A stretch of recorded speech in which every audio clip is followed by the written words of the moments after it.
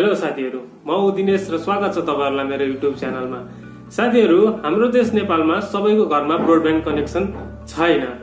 नेपालमा 50% भन्दा बढी मान्छेहरु मोबाइल डाटा युज गर्छन् र जति पनि मोबाइल डाटा युजरहरु छन् उनीहरुको एउटै कम्प्लेन हुन्छ कि किन उनीहरुको डाटा छिटै सकिन्छ, किन छिटै मेसेज आउँछ कि यु हैव लेस देन यति एमबी भनेर। किन हुन्छ यस्तो?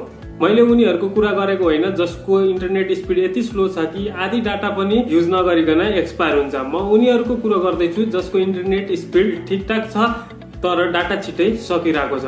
सो ढिला नगरिकन म पहिलो कारण भन्छु कि यदि तपाई टिकटक चलाउनुहुन्छ भने तपाईको डाटा छिटै सकिन्छ, किनकि टिकटकमा जति तपाई भिडियो स्वाइप गर्नुहुन्छ नि, जुन लत लागिसकेको छ अहिले त अब नयाँ नयाँ भिडियोजहरु आउँछ, अब स्वाइप गर्ने लत सबैलाई लागिसकेको छ। टिकटकमा यति छिटै भिडियो लोड हुन्छ कि जति तपाई भिडियो स्वाइप गर्नुहुन्छ र त्यो भिडियोहरु सबै एचडी क्वालिटीमा हुन्छ र डाटा धेरै युज गरिरहेको हुन्छ। यदि तपाईसँग 1 GB डाटा छ भने तपाई 15 मिनेट टिकटक चलाएर हेर्नु, तपाईको डाटा सकिन्छ। यदि तपाई टिकटक चलाउनु हुन्न भने अरु पनि धेरै कारण छन् जुन म भन्ने छु। त्यो भन्दा अगाडि प्लिज साथीहरु यो भिडियोलाई लाइक गरिदिनु होला। र दोस्रो कारण, यदि तपाईको मोबाइलमा धेरै एप्लिकेसनहरु छ भने तपाईको डाटा छिटै सकिन्छ, किनकि अहिले धेरै जसो एप्लिकेसनहरु यस्तो छन् जुन ब्याकग्राउन्डमा चलिरहेको हुन्छ र तपाईको डाटा युज गरिरहेको हुन्छ। हुन त थोरै डाटा युज गर्छ, 1 MB 2 MB, तर यदि धेरै एप्लिकेसन छ भने त्यही 1 MB 2 MB गरेर धेरै MB हुन्छ र तपाईको 20 देखि 30% डाटा त ब्याकग्राउन्डले नै खाइदिन्छ। सो तपाईको मोबाइलमा जुन ब्याकग्राउन्ड डाटा रेस्ट्रिक्सन भन्ने फिचर छ त्यसलाई अन गर्नु होला। तेस्रो कारण, यदि तपाईको फोनमा एउटा भन्दा धेरै ब्राउजर छ भने तपाईको डाटा छिटै सकिन्छ, किनकि ब्राउजर पनि ब्याकग्राउन्डमा चलिरहेको हुन्छ। अहिले धेरै जस्तो वेबसाइटहरु यस्तो छन् जसको नोटिफिकेसन आउँछ तपाईलाई ब्राउजर मार्फत र यसले धेरै डाटा युज गर्छ, त्यसैले आफ्नो फोनमा एउटै ब्राउजर राख्नु होला।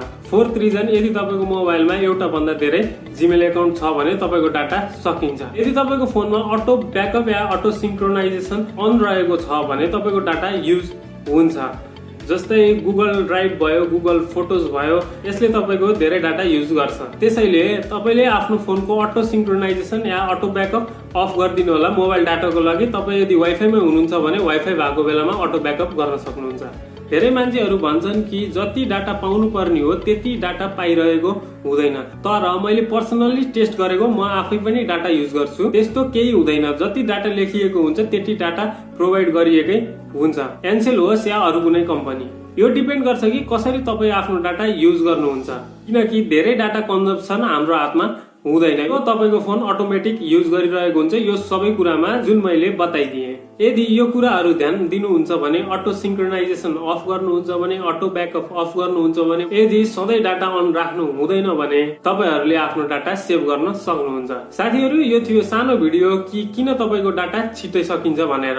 तपाईहरुलाई आजको यो भिडियो कस्तो लाग्यो प्लिज कमेन्ट बक्समा गएर कमेन्ट गरिदिनु होला र यदि भिडियो राम्रो लाग्यो भने प्लिज लाइक गरिदिनु होला र यदि च्यानलमा नयाँ हुनुहुन्छ भने प्लिज च्यानललाई सब्स्क्राइब गरेर साथमा रहेको नोटिफिकेसन बेललाई पनि अन गरिदिनु होला, ताकि आगामी दिनमा मेरो यस्तै यस्तै भिडियोजहरु हजुरहरुबाट मिस हुने छैन। अझै यदि तपाईहरुलाई केही डाउट छ भने तपाईहरुले मलाई इन्स्टाग्राममा फलो गरेर मेसेज गर्न सक्नुहुन्छ। मेरो इन्स्टाग्रामको लिंक तल डिस्क्रिप्सन बक्समा दिएको छु, फलो गरेर मेसेज गर्न सक्नुहुन्छ।